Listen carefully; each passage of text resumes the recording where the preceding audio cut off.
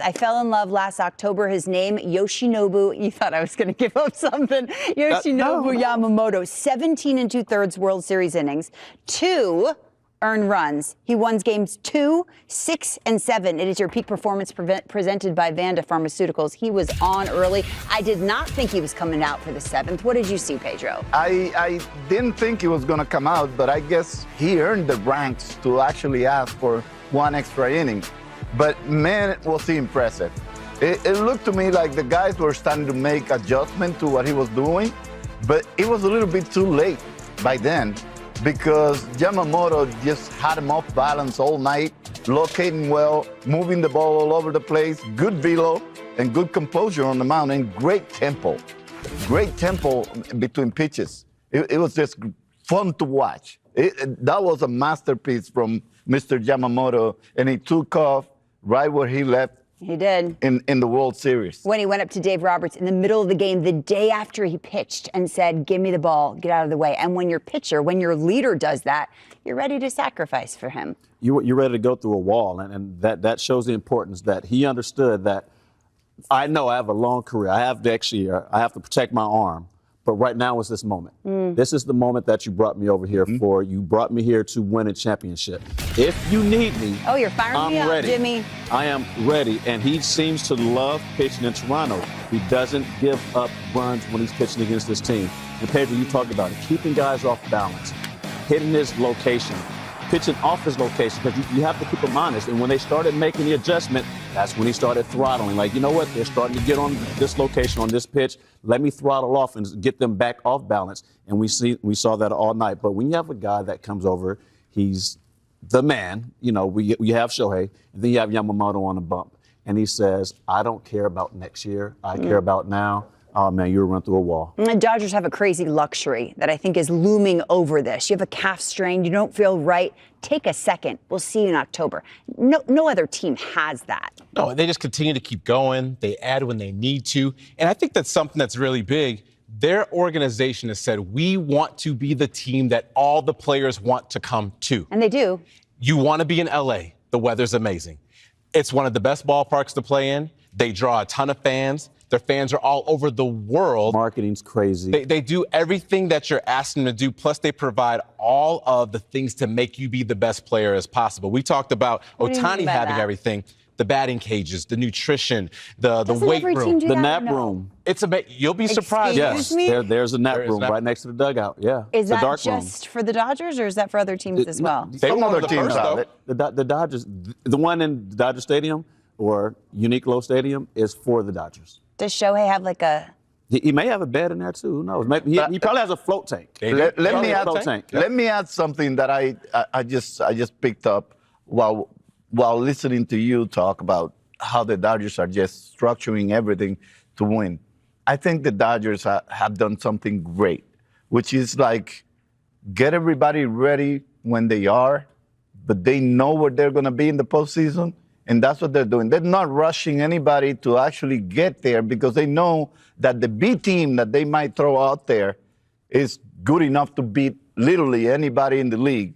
And they can actually take time to keep everybody fresh and at the same time just continue to win ball games and prepare themselves for the postseason or after the first half. And that is really difficult to do at such a, an early campaign so far, early season.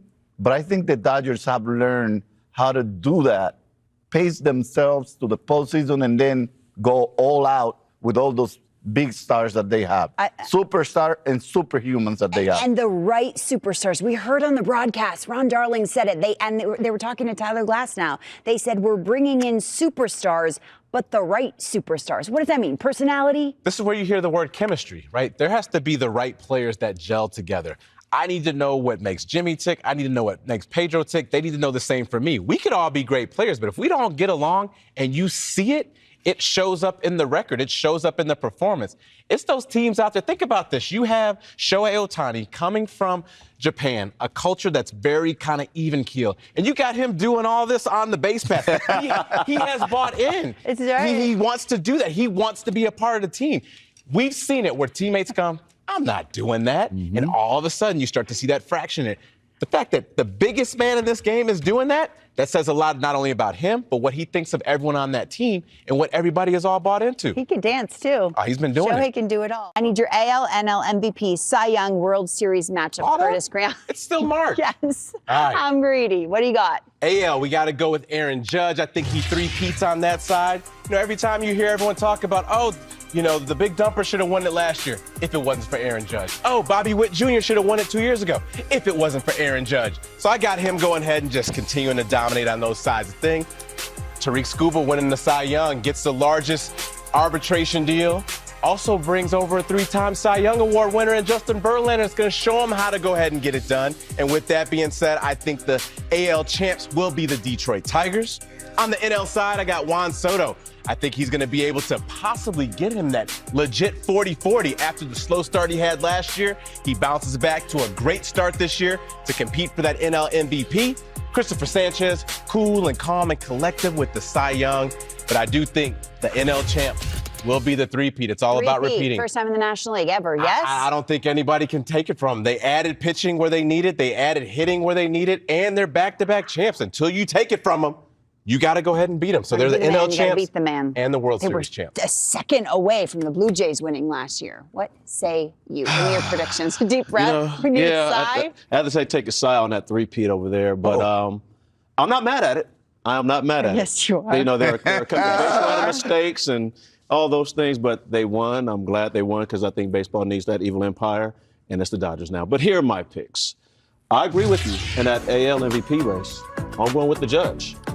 Same thing with Tariq Skubal. I mean, those two, I think they have it locked. You really have to, you're talking about taking it from the champs. They are the champs. There's no one really offensively that is close to Aaron Judge. No matter how much we try to compare someone, no one really stands close to him when you put those numbers together. Tariq Skubal, we love him over here. We love him in the studio. He's a bully on the mound. He's another guy who will bully at 97 and drop a changeup on you.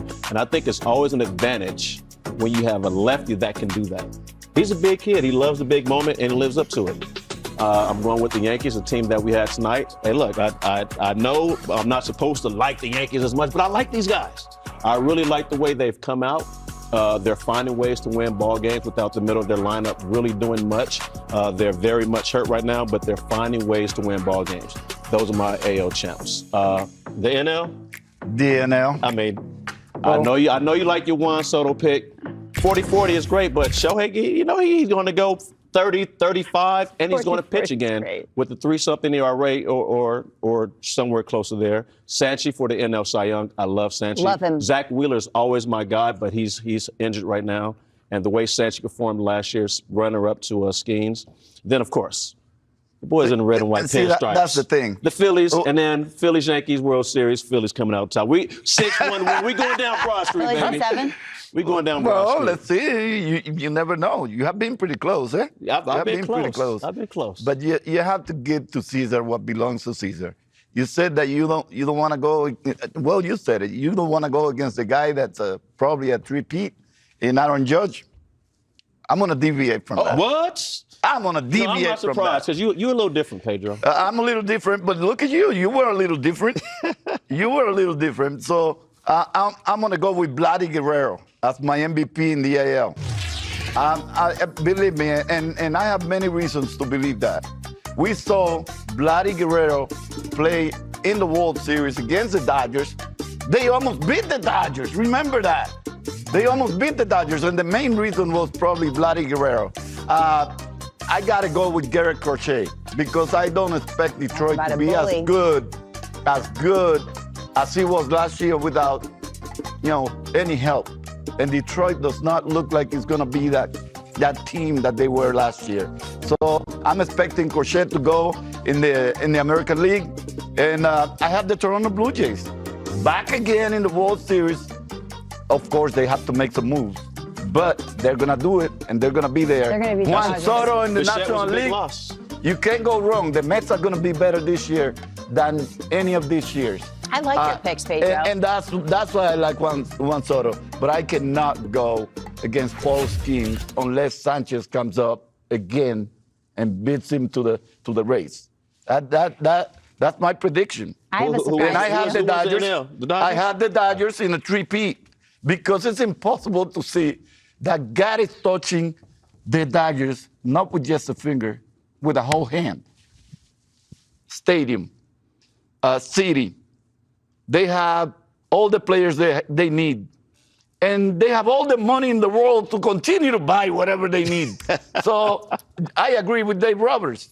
They will continue to damage baseball, and that's what they're going to do. A three-peat for the first time in the National League. I have a surprise for you. I made predictions. Your girl Lola made her predictions. Are you okay? Are you ready? They're very similar to yours. They're very similar. I got Bobby Witt Jr. as my AL MVP. You like it? You dig it? Shohei Ohtani in the National League. Sanchi, I'm such a fan. I visited with him in spring training. He has the perfect temperament for a big game pitcher. Tarek Skubal's the man. And I have picked the Philadelphia Phillies. I'm trying to get in Jimmy's good graces. For 4 straight years, what's the definition of insanity? Doing the same thing and expecting a different result? We're going to get that result. That's Laura. me. We're going to get that result. That's me. I got the Phillies in 7. You got your MVP in the National League. League. Who's your MVP in the National League? Shohei. Shohei Ohtani. And Bobby Witt. I'm gonna give you one little hint. If he continues to pitch the way he did tonight and continues to be a starter, I don't think he will put up the humongous numbers that he's able to put. Would need. But even if he doesn't, if he's pitching and hitting, isn't he just in a completely? Doesn't he win it by default? I just don't see him. I couldn't agree with you more. 100%. Yeah. If he does both sides, to a certain level, he's probably going to be an MVP. But at the same time, I don't see him healthy enough to for the entire season to take 33, 34 starts and go into the postseason. And I don't see him healthy enough to keep up with both of them. I know what starting pitching is and taking the ball for 34 starts. It's really difficult to do, and then go out there every single day and swing that bat, swing that bat, swing that bat, and run the bases. Run and slide, too. Exactly. Get that. My predictions may not be right. You know what is right? What's that? Look, My time of game. I know. We have an MVP of the first game of the season, and it is one, Ms. Lauren Shahade. We do the time of game here, and she got it right. Young lady, Thank go you, ahead, sir. Sign that thing. Oh my gosh! Let him know. So excited. Don't forget to leave the little love message you always put on the end. The Queen. Yeah, personalize. Yeah, there you go. Love the Queen. There it is. There it is. If I do say so myself. We went to the West Coast. We had a time. Now we need a grade. Teacher Jimmy Rollins, A to F, first week of the season, first Tuesday Night Baseball on TV. Being that it's our very first show of the year, I have to go a little hard. You're so ridiculous. It's an A+. Yes.